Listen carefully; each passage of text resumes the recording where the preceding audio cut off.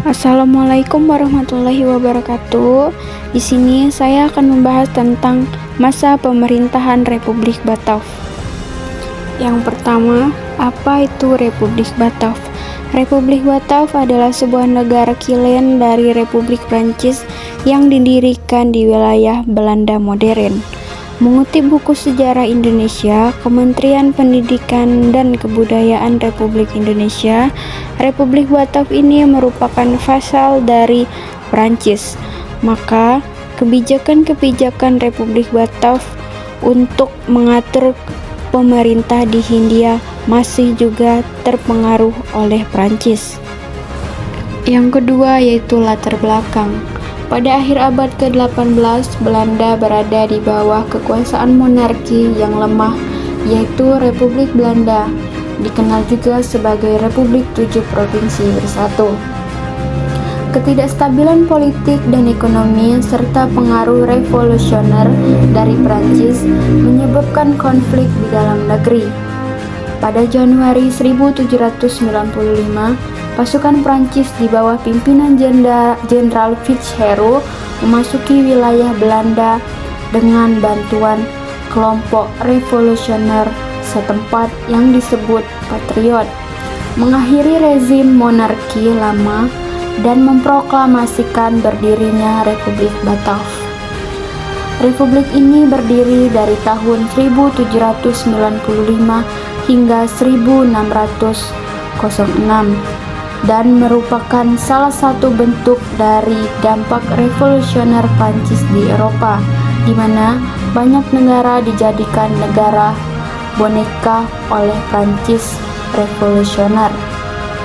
Yang ketiga yaitu bentuk pemerintahan. Republik Batav adalah bentuk pemerintahan yang menggantikan monarki dan merupakan salah satu bentuk pemerintahan modern pertama di Belanda. Negara ini didasarkan pada prinsip-prinsip republik dan diilhami oleh nilai-nilai revolusi Prancis seperti kebebasan, persamaan, dan persaudaraan. Pada awalnya, Republik ini didirikan sebagai pemerintahan federal, tetapi pada 1798 diubah menjadi negara kesatuan di bawah pengaruh Prancis. Yang keempat yaitu hubungan dengan Prancis.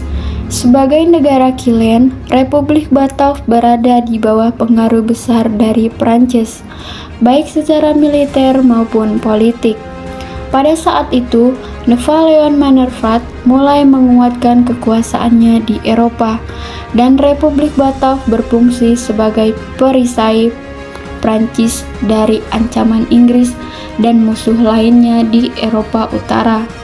Selain itu, Republik Batav harus membayar pajak dan memberikan dukungan militer kepada Prancis.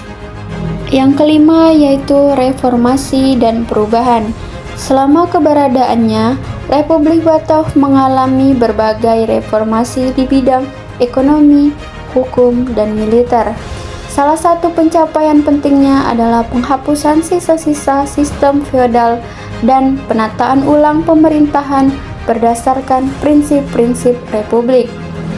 Meskipun ada upaya untuk memodernisasi negara, pengaruh Prancis seringkali membatasi otonomi Republik Batav dalam membuat kebijakan domestik.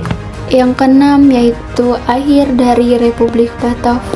Republik Batav berakhir pada tahun 1806 ketika Napoleon mengangkat saudaranya Louis Bonaparte sebagai Raja Belanda dan mendirikan Kerajaan Hollandia. Hal ini menandai berakhirnya era Republik Batav dan permulaan periode monarki di bawah pengaruh dinasti Bonaparte, sebelum akhirnya Belanda ditaklukkan dan dianeksasi sepenuhnya ke Kekaisaran Prancis pada tahun 1810. Yang terakhir yaitu warisan Republik Batav. Meskipun eksistensinya singkat, Republik Batav berperan penting dalam memperkenalkan prinsip-prinsip revolusioner dan republik di Belanda. Hal ini membuka jalan bagi pembentukan negara modern Belanda setelah era Napoleon, ketika negara itu kemudian menjadi monarki konstitusional pada tahun 1815. Itulah 7 pembahasan tentang masa pemerintahan Republik Batav. Saya akhiri, wassalamualaikum warahmatullahi wabarakatuh.